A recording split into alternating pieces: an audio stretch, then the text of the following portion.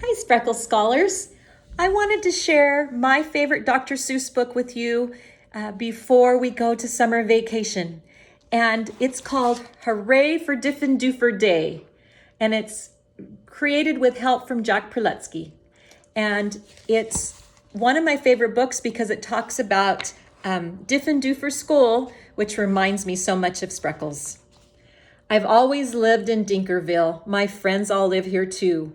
We go to Diffin Doofer School. We're happy that we do.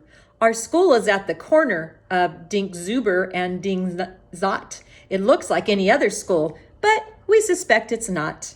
I think we're learning lots of things not taught at other schools. Our teachers are remarkable. They make up their own rules.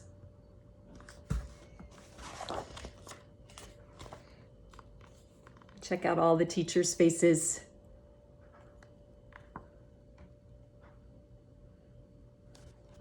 Miss Bobble teaches listening. Miss Wobble teaches smelling. Miss Fribble teaches laughing, and Miss Quibble teaches yelling.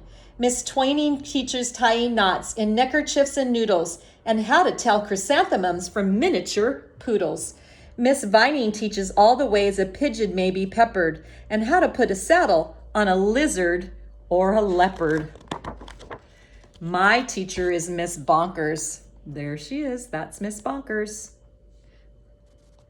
She's as bouncy as a flea. I'm not certain what she teaches, but I'm glad she teaches me. Look, she chirps. I'll show you how to tell a cactus from a cow, and then I shall instruct you why a hippo cannot hope to fly. She even teaches frogs to dance and pigs to put on underpants. One day she taught a duck to sing. Miss Bonkers teaches everything. Of all the teachers in our school, I like Miss Bonkers best. Our teachers are all different, but she's differenter than the rest.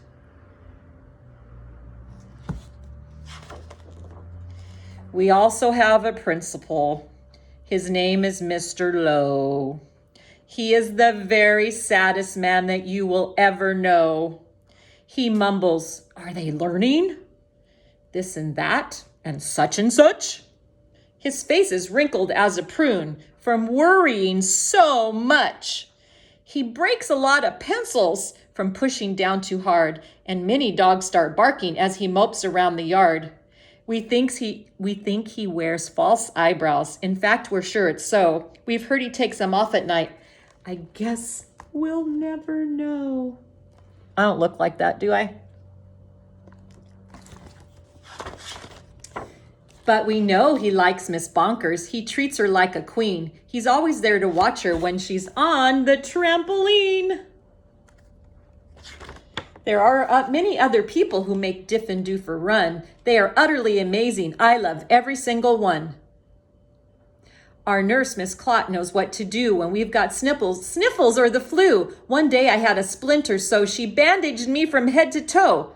Mr. Plunger, our custodian, has fashioned a machine, a super zuper flooper doo. He keeps the whole school clean. There's that machine that keeps the whole school clean. Pretty crazy. Our music teacher, Mrs. Fox, makes bagpipes out of straws and socks. Our art instructor, Mr. Bees, paints pictures hanging by his knees. There's all the pictures. Do you notice that they look like Dr. Seuss pictures? In science class with Mr. Katz, we learn to build robotic rats. In gym, we watch as Mr. Bear hoists elephants into the air. You guys see Horton? I see Horton. Look at this page. All the Dr. Seuss books. Miss Loon is our librarian. She hides behind the shelves and often cries out, "Louder!" when we're reading to ourselves. We have 3 merry cooks, all called McMunch, who merrily prepare our lunch. They make us hot dogs, beans, and fries, plus things we do not recognize. And as they cook, they sing their song, not too short and not too long. Roast and toast and slice and dice, Cooking lunch is oh so nice.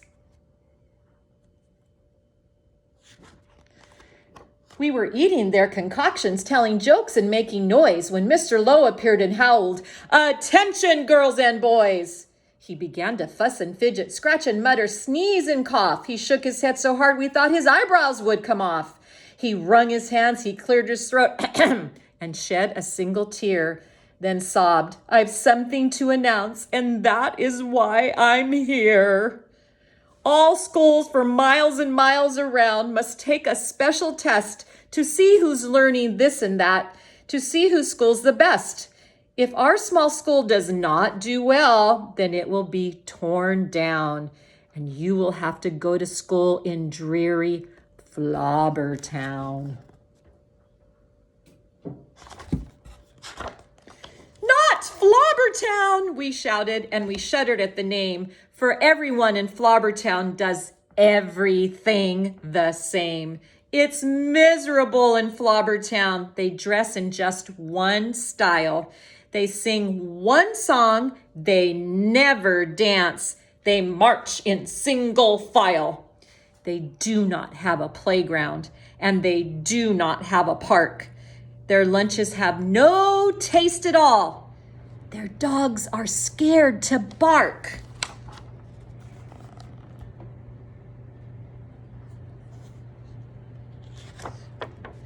Miss Bonkers rose. "Don't fret," she said. "You've learned the things you need to pass this test and many more. I'm certain you'll succeed. We've taught you that the earth is round, that red and white make pink, and something else that matters more. We've taught you how to think." "Oh, I hope you're right," said Mr. Lowe. He shed another tear. "The test is in 10 minutes, and you're taking it right here."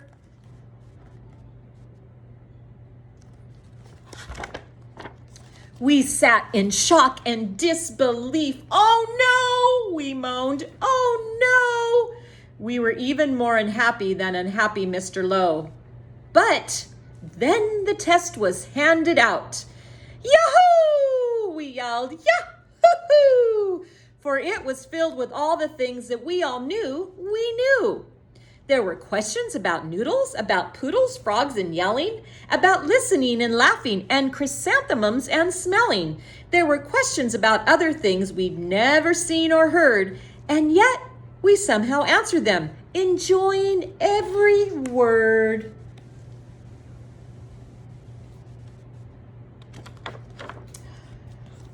Oh, 1 week later, after recess, Mr. Lowe meandered in. We'd never seen him smile before, but now he wore a grin. He soon began to giggle. Then his giggle grew by half. And then it really happened. Mr. Lowe began to laugh. "You've saved our school! You've saved our school!" He jubilantly roared. "We've got the very highest score!" He wrote it on the board. Miss Bonkers did some cartwheels till her face turned cherry red. She bounded up to Mr. Lowe and kissed him on the head. "Hooray!" she shouted. "I'm so proud I cannot speak." So she did another cartwheel and she pecked him on the cheek. "Ahem, ahem," coughed Mr. Lowe. "You all deserve a bow. I thus declare a holiday. It starts exactly now. Because you've done so splendidly in every sort of way, this day forever shall be known as Diffin-Doofer Day. And furthermore, I promise I won't ever wear a frown, for now I know we'll never go to dreary Flobbertown." Then we held a celebration. There was pizza, milk, and cake. Like everyone, I ate too much and got a belly ache. We laughed and whooped and hollered, "Woo-hoo!" the entire school day long. Then we all sang triumphantly the Diffin-Doofer song.